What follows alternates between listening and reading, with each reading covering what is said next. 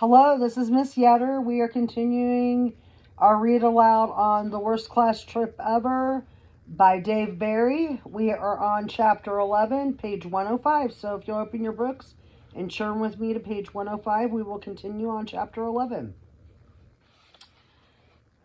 We didn't have much time when we got back to the hotel because we had to get ready to walk to dinner, which was at an allegedly Italian restaurant near the hotel. We had pizza. Usually this is a good thing. Most kids like pizza because it's always pretty much the same and not weird. So you're usually safe ordering it.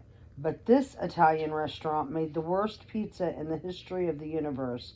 I'm pretty sure that the tomato sauce was actually ketchup, and I am almost positive that the cheese, I bet if you tried this in Italy, they could put it in jail. They would put you in jail. Was Kraft singles. The worst part was the pizza dough, which I think they got from Home Depot. It was a weird combination of rubbery and hard. It was like biting into a frisbee. I gave mine to Cameron. I wasn't really hungry anyway. After dinner, it was dark, and we went on our evening activity, which was a historic ghost walk led by Gene.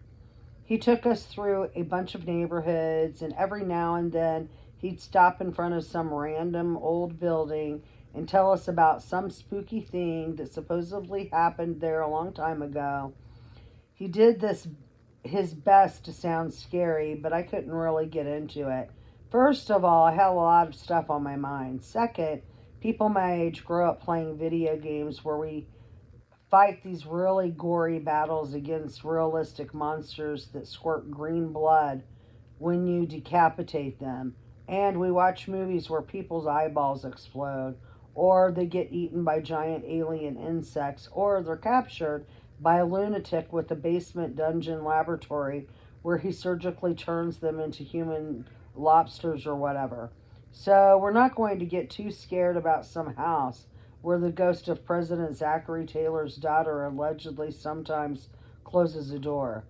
The historic ghost walk lasted a long time, so we didn't get back to the hotel until almost 10 p.m. Maybe a minute after we walked into our room, Susanna tapped on the window and climbed in, carrying her iPad. She was already on the Find My iPhone site. "What's Matt's Apple ID?" she asked. "Same as his email," I said. "Mighty Matty."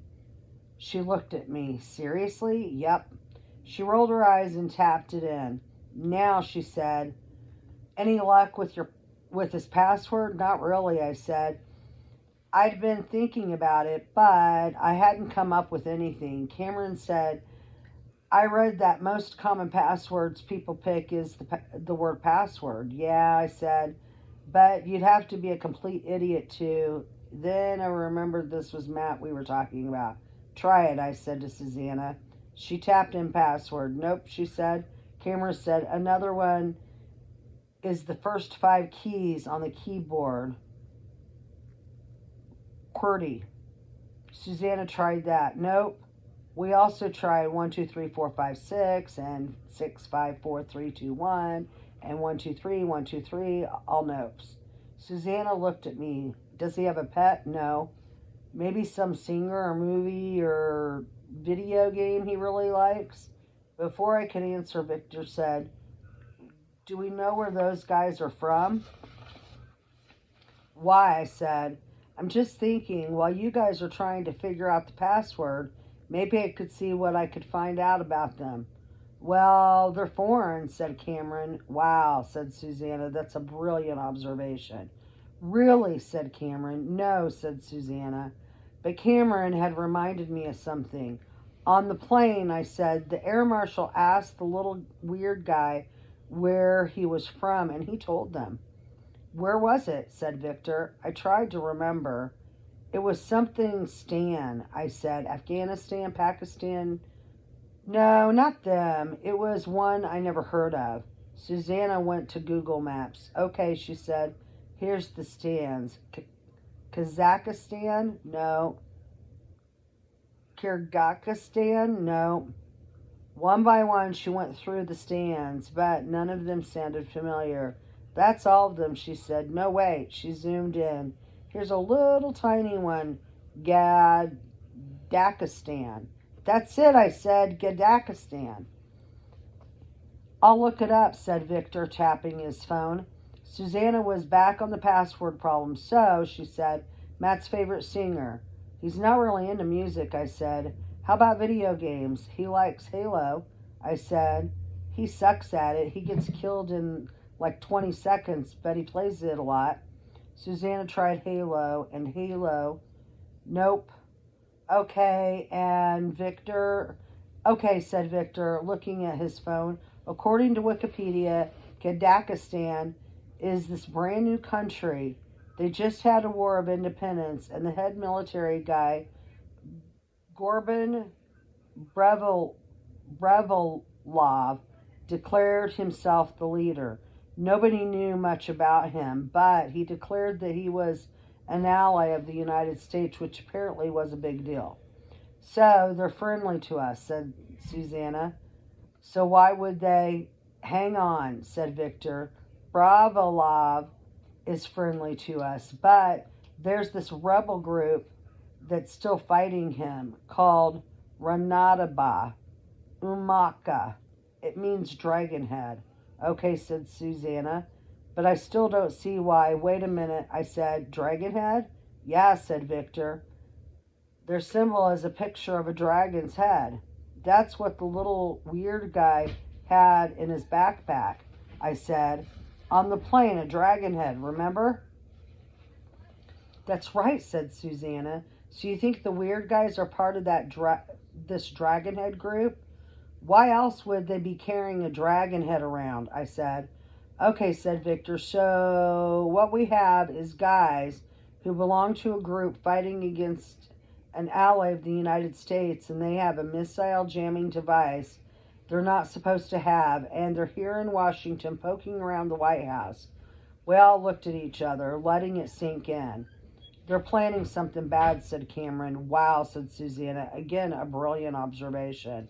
She looked at her watch. We do not have a lot of time to find Matt. We really need to figure out that password. She looked at him. She looked at me. Think hard, Wyatt. What else is Matt into? I thought hard, then snapped my fingers. SpongeBob SquarePants. Seriously? He still watches that? Every single day, try SpongeBob and SpongeBob SquarePants. She tapped her iPad. Nope and nope. What else? I tried to think, but nothing came. For a while, nobody said anything. I was starting to realize how tired I was, how tired we all were. We just sat there, staring at nothing. A bad feeling was filling the room, a failure feeling. Then Cameron said, Did you use a capital B? What? Said Susanna. When you typed SpongeBob, it's one word, but the Bob part has a capital B. And you know this because? Cameron blushed. I'm a huge SpongeBob fan myself. Why am I not surprised, said Susanna. She tapped on the screen. We waited, watching her. That's it, she said. Victor, Cameron, and I jumped up and went over to look at the iPad. The screen showed a compass with an arrow moving back and forth over the word locating. Let's hope he has it turned on, said Susanna. Suddenly, the compass disappeared, and there was a map. Then a green dot appeared in the middle of the map. There's Matt, said Susanna.